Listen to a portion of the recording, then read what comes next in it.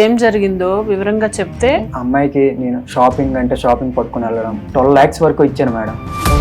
నాకు కాకుండా వేరే అబ్బాయిని లవ్ చేస్తున్నాను అనేసి అంటుంది మేడం. ఎలా ఉండేదంటే మా అమ్మతో వీడియో కాల్ మాట్లాడాలని ఫోన్ కొనించాను మేడం. వాళ్ళ అమ్మకి ఏమకు కూడా ఫోన్ సప్లై చేసే షాప్ పెట్టుకున్నావు నువ్వు? ఉన్నానని ఏదో చెప్పాలి కదా, ఫోన్ కట్ చేయడము ఏంటి అసలు? 2 నెలలు నీతోనే తిరిగినా కదా. 3 months లో 12 లక్షలు ఖర్చు పెడతావా? అంటే నువ్వు మనిషివా? నాకు అర్థం కాదు. ఎందుకు మేడం ఖర్చు పెట్టినప్పుడు ఆయనకు బాధ లేనప్పుడు తీసుకోవడానికి నాకేమైంది మేడం? తీసుకున్న డబ్బులు అంట లేవు నా దగ్గర. డబ్బులు తీసుకుని తినేసాను మొత్తం. ఆయన పెట్టిండు. Lover madam.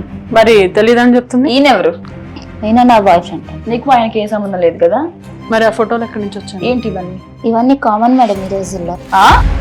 ఇప్పుడు చెప్పావు తెలీదని, మరి తెలియని మనిషితో ఇవన్నీ ఏంటి? అయితే ఇప్పుడు ఏమైంది మేడం?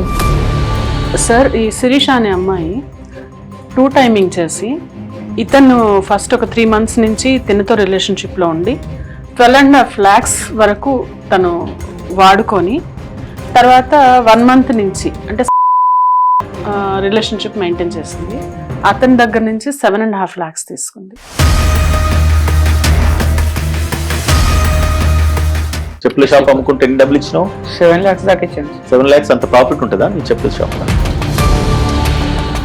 కేసు పోలీస్ స్టేషన్ మరి కంప్లైంట్ ఇస్తే కనుక అమ్మాయికి శిక్ష పడుతుంది. అమౌంట్ ఇప్పుడు నాకు రిటర్న్ ఇచ్చేస్తే ఓకే, లేదంటే కేసు పెట్టేస్తాను. మరి నీ ప్రేమంత ఏం కావాలి? మరి రిటర్న్ ఇచ్చేస్తే అయిపోతుందా? ప్రేమంత పోతుంది. 100 అడుగు 1000 ఇచ్చిండు అని చెప్పేసి అంటే నువ్వు చేసిన అలవాటు. నమ్మాను సార్ అమ్మాయిని. నమ్మినందుకు మీరు అనుభవించాల్సిందే. మీ ఇంట్లో వాళ్ళ అబ్బాయిలు ఎవరు ఉంటే మీ అన్నలకు లేకపోతే మీ తమ్ముళ్ళకి ఇట్లయితే ఏం చేస్తున్నావు?